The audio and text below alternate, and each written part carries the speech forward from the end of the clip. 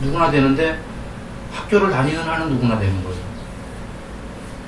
어떤 애들은 5학년 가서 곱하기가 될지는 모를 망정 분명히 되는 건데 애들은 학교를 포기할 수가 없잖아요. 부모가 댕기게 하니까. 근데 우리는 자율적이기 때문에 댕겨도 그만 안 댕겨도 그만이잖아요. 이게 문제라. 왜 에브리바디 안 되냐면 자유의지로 안 당겨도 그만이기 때문에. 이게 문제예요. 사실은 여러분 여기 우리 저쪽에 성건이처럼 학교 다니듯이 강제로 무조건 와야 된다. 그래서 무조건 해야 된다 하면은 다 되는 거예요.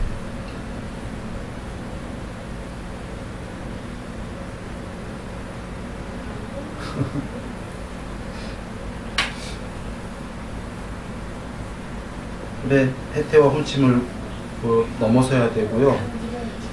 이제 혼침을 넘었으면 삼매가 돼요. 이것만 마저 하겠습니다. 삼매가 되는데 이제 삼매가 돼도 삼매 한 번 되면 영원히 되는 거 절대 아니죠. 됐다 안 됐다 하는데 들뜬과 후회가 있어요.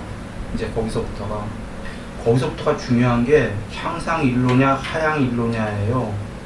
삼매 됐다 안 됐다 할 때에 앞에 거 삼매 윗바사나만이 아니라 부처님 말씀하신 계목을 하다가 잘못했을 때 참회를 늘 같이 해야 되고, 그 다음에 육군 단속 세상에 대해서 해줘야 되고, 정념 정지 해줘야 되고, 그 관찰 윗바사나 이제 뒤에 가면 삼매도 나옵니다만, 그러면서 지금 5가지 장애를 할 때에 아까 다시 돌아와서 세상에 대한 감각적 욕망을 어느 정도 버리고 속냄을 버리고 그 다음에 해태를 건너가야 되고, 혼침은 계속 삼매하다 보면 돼요. 윗바사나가 혼침 넘어가는데, 이때부터 됐다 안 됐다 하니까 앞에 것들을 전부 다 같이 계속 해줘야지만 향상일로 한다는 겁니다. 됐다 안 됐다 하면서.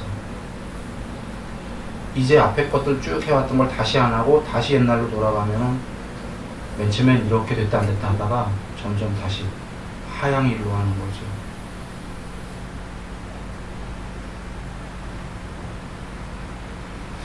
한번 보시죠. 이제 그 다음에가 이제 무명을 벗어나서 해탈인데, 저희 참회들 했었죠. 참회했을 때 이런 마음들 안 드시던가요?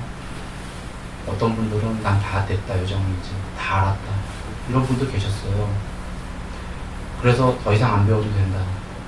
와, 그 진실이에요. 그게 왜 그렇게까지 하냐면 여정을 다 알았다, 절대 양심이구나, 앞으로는 죄 안 짓고 살겠다, 과거처럼은 안 살겠다, 이런 분들은 그 마음이 온 거예요. 그런데 문제는 세상 나가보니까 도로아미 타불이더라.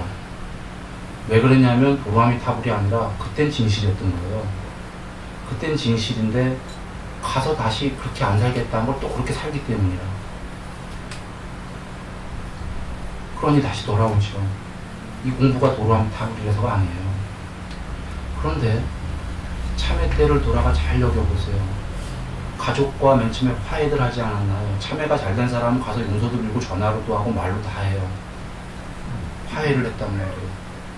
어떤 사람은 안 하는 사람도 있어요.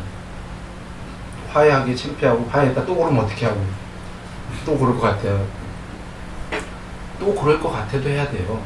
또 그럴 거예요, 사실은. 근데 왜 해야 되냐면, 하나는 내가 다시 안 그러겠다는 다짐이고, 하나는 상대를 위해서인데, 특히 가족 얘기를 제가 많이 했었는데, 참에도 가족에게 서로 좋은 일도 있고 미운 일도 있었겠는데, 그 미운 일들이 많이 쌓였단 말이에요. 쌓였는데, 자, 쌓인 거를 화해라는 중간다리 없이 툭가다 우리 다시 사이좋게 합시다, 이게 될까요? 친구들이랑 학교 때 싸움했어요. 반애랑 열심히 싸움했어요. 그냥 화해라는 수순 안 밟고 중간에 미안해 서로 이런 거 없이 내가 다시 잘해보자, 미안한 소리 하나도 없이, 화해 없이. 그래서 선물 공세를 해, 당분간.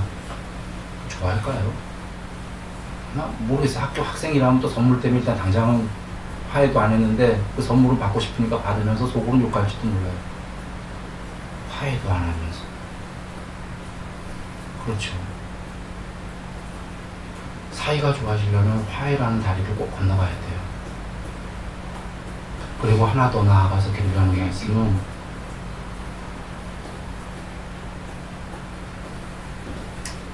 이 세계의 모든 법칙이 상대에게 기쁨과 행복을 주지 않는 존재는 어디로부터도 기쁨과 행복을 받을 수가 없어요.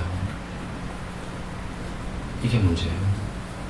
돈으로 물건을 사갖고 물건에 대한 대상 있는 기쁨을 할 수는 있는데, 이런 얘기가 아니라 존재들과의 존재들의 얘기인데, 마음의 얘기인데, 단 한 명이라도 기쁨과 행복을 주지 않는 존재는 단 한 명에게도 기쁨과 행복을 받을 수가 없어요.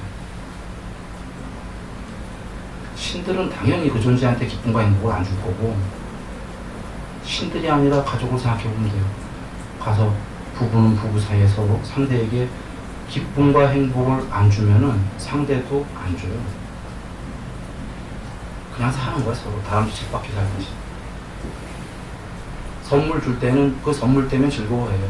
그러나 마음에 품은 거는 나에게 기쁨과 행복을 안 주는데, 내면에. 내가 안 주는데 받을 수 있던가요? 부모님에게 기쁨과 행복을 안 주는데,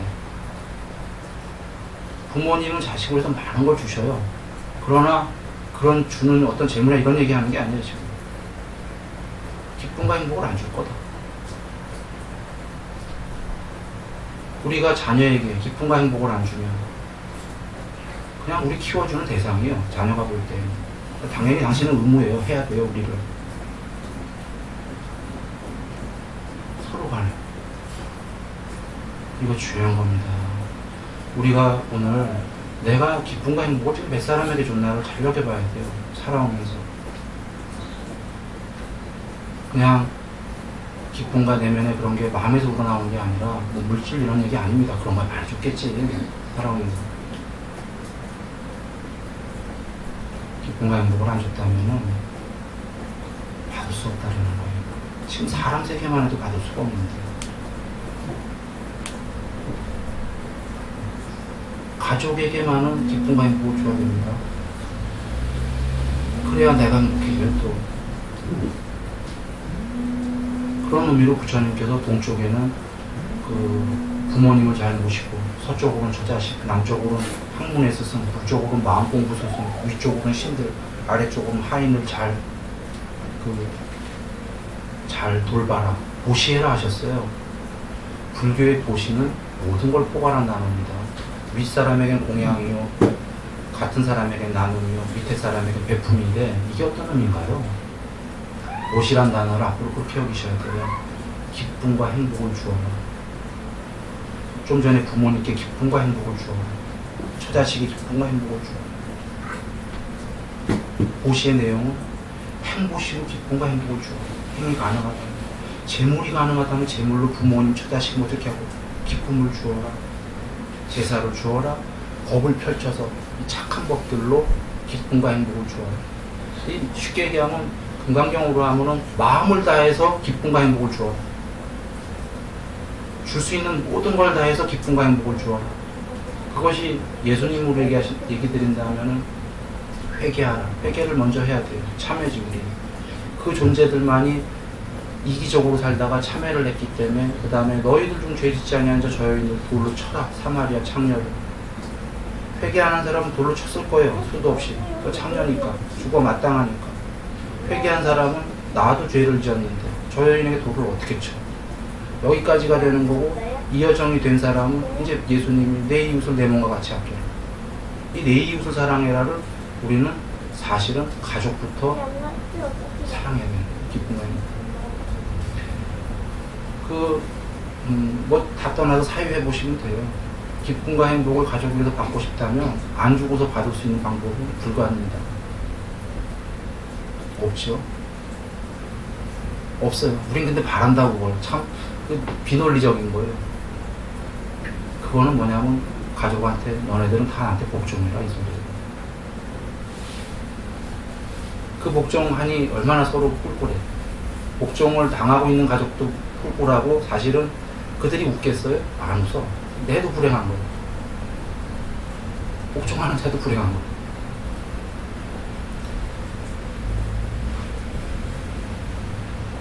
그 말씀이 부처님께서 그것이 보시의 말씀이신 거예요. 그렇게 한 다음에 온 세상을 향해서 가서 보시라.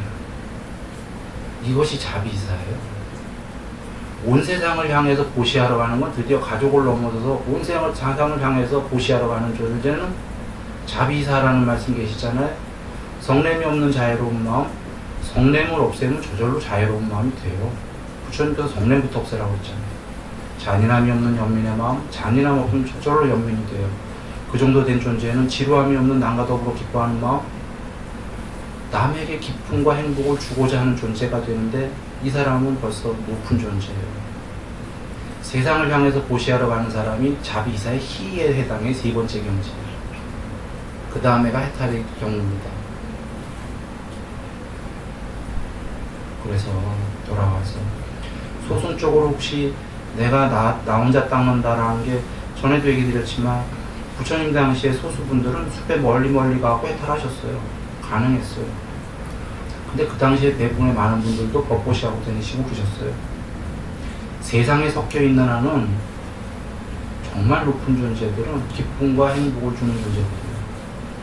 그걸 얼마나 더 넓게 주냐에 따라서 그 사람이 그만한 존재가 된 거고 그렇게 분명히 받는다.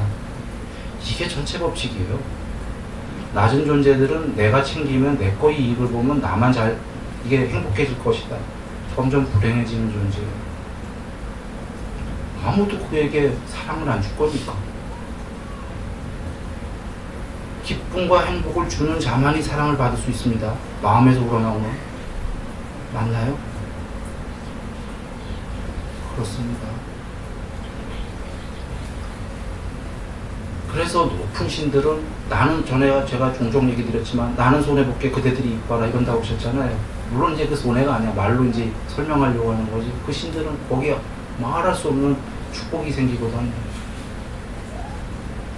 그래서 부처님 말씀은 돌아와서 혹시라도 이 개정에 나는 닦고 있어 하면서 그런데 정말 닦고 있는 건지 기쁨과 행복을 주고 있는지 잘 여겨봐야 돼요. 안 주고 있다면은 이기적으로 잘못 닦고 있는 거다. 발전이 더딜 것이다. 칠바라밀이 다 오른 거다 이런 얘기 드리는 겁니다. 개정에 진실로 잘 닦는 분은 조금씩 부처님 자비 희사 마음을 알아가고 남과 더불어 기뻐하는 마음, 최소한 주위에 가까운 사람에게라도 나는 기쁨과 행복을 줘야겠다. 이렇게 출발을 해야 되는데 요전에 선행이 되어야 될 게 화해를 해야 됩니다. 화해 없이 기쁨과 행복을 주려고 그러면 잘 안 받아져요.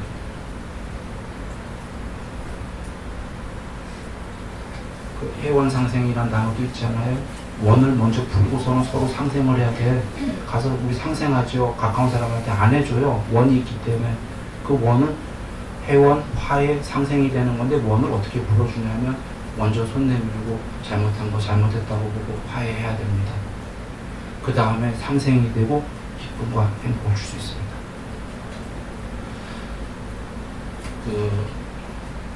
우리 여러분은 거룩한 부처님 말씀이죠. 저번 본문인데 거룩한 분을 인정하고 거룩한 분의 법을 알고 사유한 다음에 거룩한 법에 이끌려서 그분의 법에 이끌려서 실천을 하는 분들이에요.